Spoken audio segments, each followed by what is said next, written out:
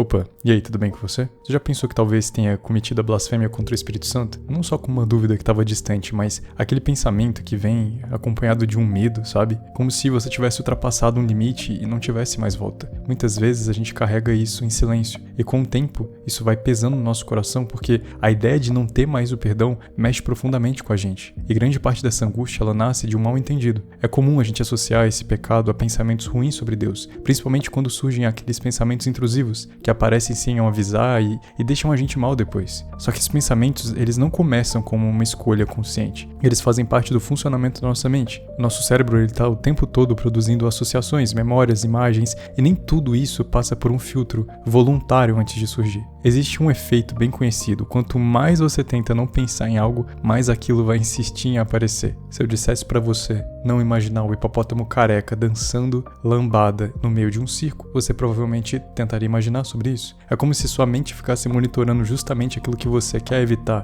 Por isso, muitas vezes, o incômodo ele não vem do conteúdo do pensamento em si, mas da sensação de falta de controle. Isso ajuda a entender porque nem todo pensamento define quem você é. Existe uma diferença entre algo que surge e algo que é acolhido. A própria Bíblia trata essa questão com equilíbrio. Ela não ignora a importância de termos cuidado com a nossa mente e os nossos pensamentos, mas também não reduz tudo a um pensamento isolado. Em Filipenses capítulo 4, versículo 8, a Bíblia diz: "Por fim, irmãos, quero lhes dizer só mais uma coisa. Concentre-se em tudo que é verdadeiro, tudo que é nobre, tudo que é correto, tudo que é puro, tudo que é amável, tudo que é admirável. Pense no que é excelente e digno de louvor." O direcionamento não é sobre impedir cada pensamento de surgir, mas sobre o que permanece dentro de nós. Esse ponto, ele fica ainda mais claro quando a gente olha para a vida de Jesus. Mateus capítulo 4, versículo 1 diz: "Então Jesus foi levado pelo Espírito ao deserto para ser tentado pelo diabo." Jesus ele foi tentado, ou seja, pensamentos e propostas contrárias com certeza surgiram diante dele. Ainda assim, isso não significou pecado. O que define não é a sugestão que aparece,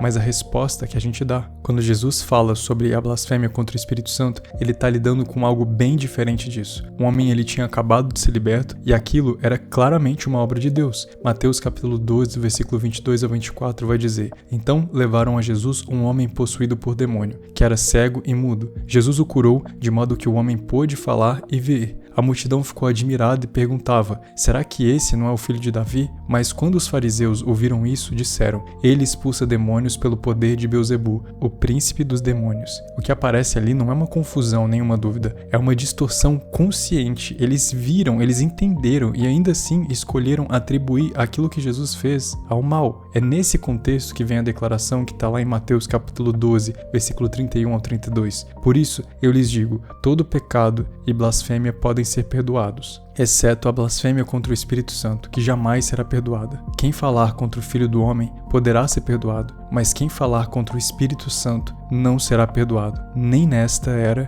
nem na era futura." Isso revela uma postura contínua de rejeição. Não é um momento isolado, mas um estado em que a pessoa se fechou para a verdade a ponto de inverter completamente o que é de Deus, aquilo que Jesus tinha feito. E com o tempo, esse tipo de postura vai endurecendo o coração. Hebreus capítulo 3, versículo 15 diz: "Lembre-se do que dizem as Escrituras. Hoje, se ouvirem sua voz, não endureçam o coração como fizeram na rebelião." Um coração endurecido, ele não sente nenhum incômodo, não busca a reconciliação, não se preocupa em estar errado. É justamente o oposto do que acontece quando alguém fica angustiado com medo de ter se afastado de Deus. Existe também uma diferença importante entre consciência e acusação. A consciência, quando vem de Deus, aponta o erro e conduz ao arrependimento. A acusação prende a pessoa no medo, na culpa e na sensação de condenação sem saída. Em Romanos capítulo 8, versículo 1 diz: "Agora, portanto, já não há condenação para os que estão em Cristo Jesus." Quando alguém se sente constantemente condenado, sem esperança, isso não está alinhado com a forma como Deus trabalha. Ele corrige, mas também restaura. Na prática, isso aparece em coisas simples. Às vezes surge um pensamento ruim, a pessoa se assusta, tenta tirar aquilo da cabeça e quanto mais tenta, mais aquilo volta.